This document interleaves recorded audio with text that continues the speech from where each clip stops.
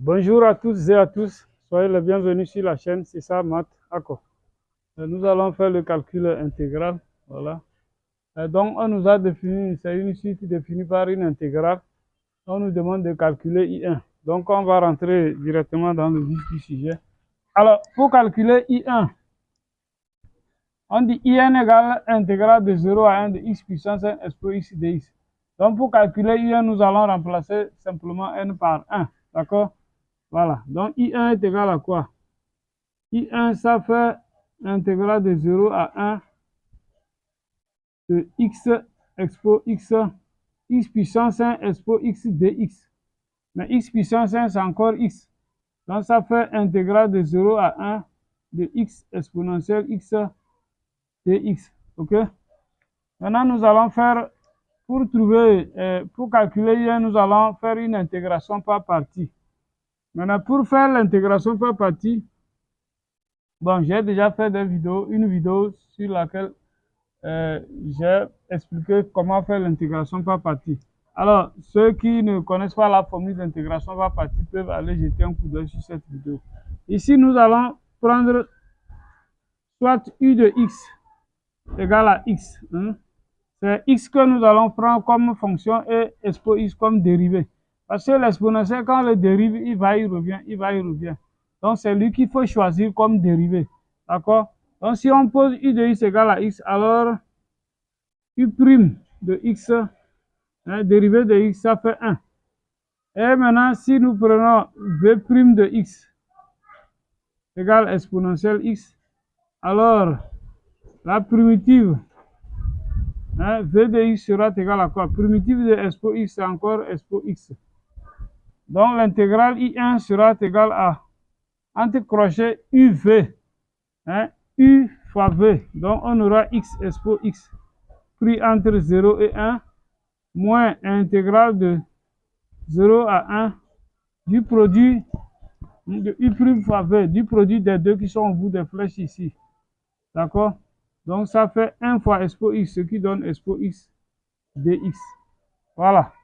Alors, le calcul nous donne quoi ici? Si on remplace 6 par 1, on a 1 fois expo 1. 1 fois exponentielle 1 moins 0 fois expo 0. OK? Voilà. Moins ici, primitive de expo x, ça fait encore expo x pris entre 0 et 1. Donc, on obtient quoi? Alors, 1 fois expo 1, ça fait tout simplement E. Voilà. Ça fait E. 0 fois expo 0, 0 fois un nombre, ça fait 0. Donc, ça fait tout simplement E moins. Maintenant, ici, là-bas, on va calculer l'image de 1. Ça fait expo 1 moins expo 0. D'accord? Mais expo 0 est égal à 1. Finalement, le calcul nous donne quoi? On obtient E moins E plus expo 0, comme je le dis, ça fait 1. Donc, moins, ça fait plus 1. Finalement, notre intégrale I1 est égal à 1 tout simplement. D'accord? E moins E, ça donne 0. Bien, maintenant, dans la deuxième question, on nous demande de démontrer que pour tout entier n supérieur ou égal à 1, c'est-à-dire n est strictement positif, comme c'est un entier naturel. Donc, pour tout entier naturel n supérieur ou égal à 1, in plus 1 égale à E moins n plus 1 fois in. OK? Bref, on nous demande d'établir cette relation de récurrence. D'accord? Alors, pour établir cette relation de récurrence, qu'est-ce qu'on va faire? Nous allons écrire d'abord in plus 1 et faire une intégration par partie. Souvent, si vous avez des questions comme ça, voilà, pensez à une intégration par partie. Alors, in plus 1 est égal à quoi? In plus 1 égale l'intégrale de 0 à 1 de x puissance. Donc, à la place de n, on va mettre n plus 1 maintenant. Voilà, x puissance n plus 1 expo x dx. OK? Voilà l'intégrale in plus 1. Maintenant, nous allons faire une intégration par partie. Donc, déjà, comme je le dis, le choix est important. Exponentielle x, quand on lui dérive, il ne disparaît pas. Alors que si, par exemple, vous prenez x puissance n plus 1, quand vous dérivez, la puissance diminue jusqu'à... Par exemple, si vous prenez x carré, vous dérivez, après ça devient 2x. Si vous le dérivez, ça devient maintenant ça devient 2, ainsi de suite. Donc, c'est lui qu'il faut choisir comme fonction. Bien. Donc, soit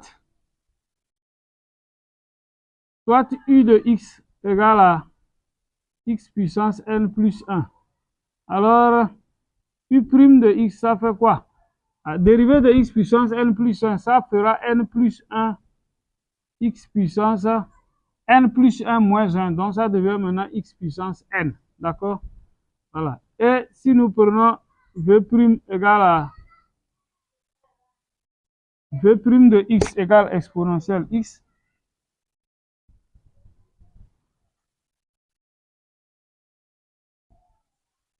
alors v de x égale aussi expo x. Hein? Voilà, une primitive d'exponentielle x, c'est encore expo x. Donc, in plus 1 est alors égal à quoi?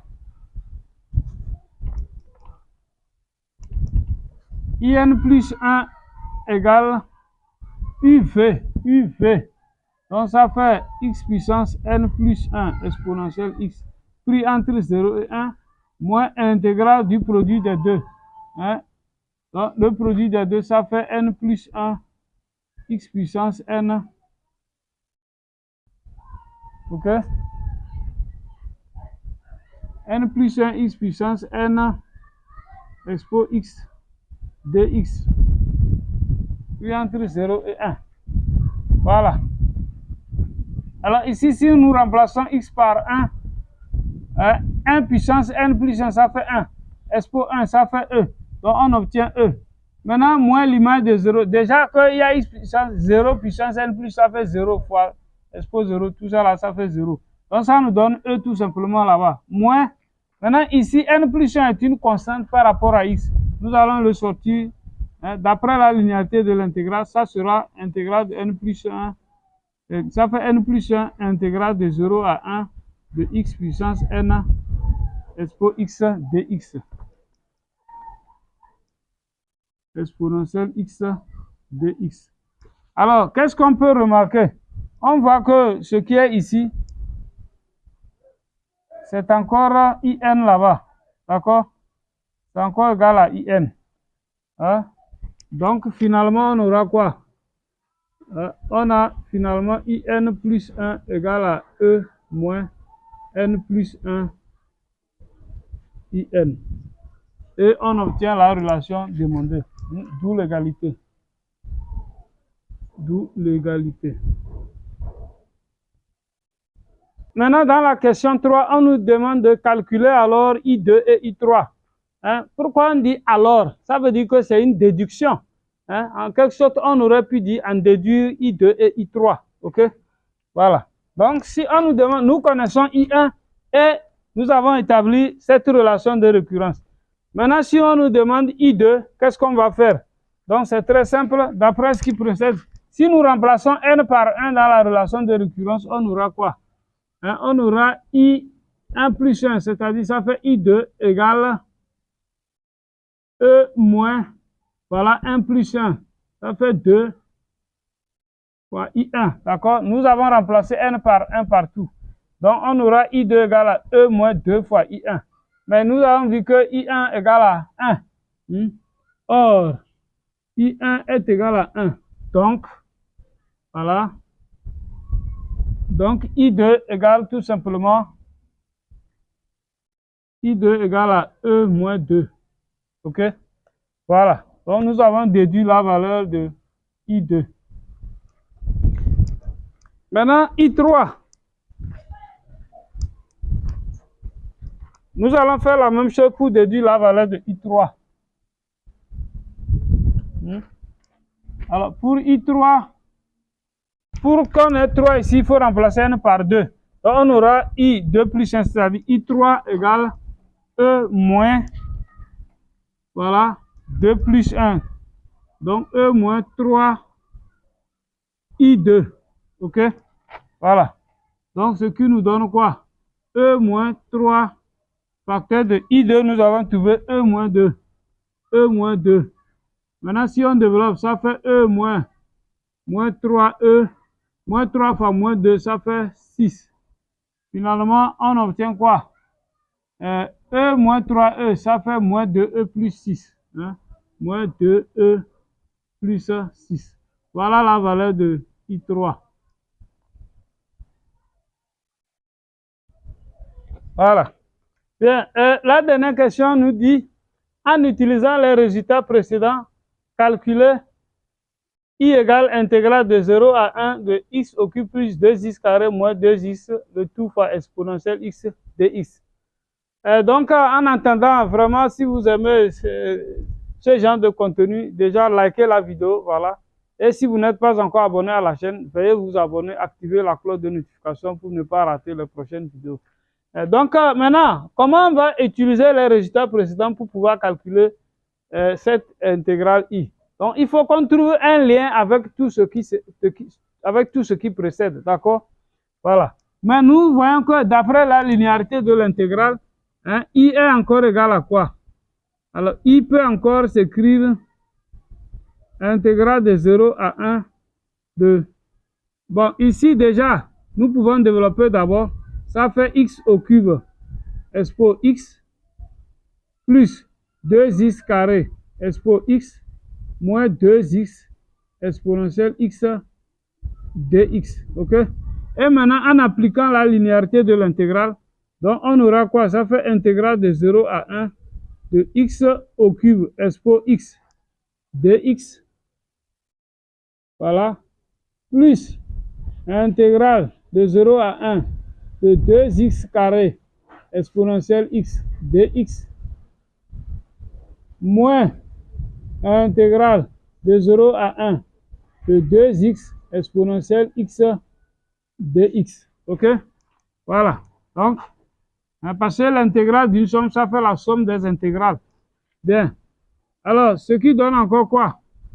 Mais ici, ça fait intégrale de 0 à 1, x au cube, exponentielle x dx. Ici, on peut sortir le 2. Donc, plus 2 fois l'intégrale de 0 à 1 de x carré, exponentielle x dx. Ici, pareil, ça fait moins 2 intégrale de 0 à 1 de x expo x dx. OK? Voilà. Mais qu'est-ce qu'on remarque? Donc, nous voyons que ça, cette intégrale-là, c'est quoi? C'est la valeur de I3. C'est I3 là-bas. Ici, c'est I2. Et là, nous avons I1. OK? Voilà. Parce que pour écrire I3, vous voyez, n, on a rappelé n par 3. Ici, n par 2. Voilà, n par 1.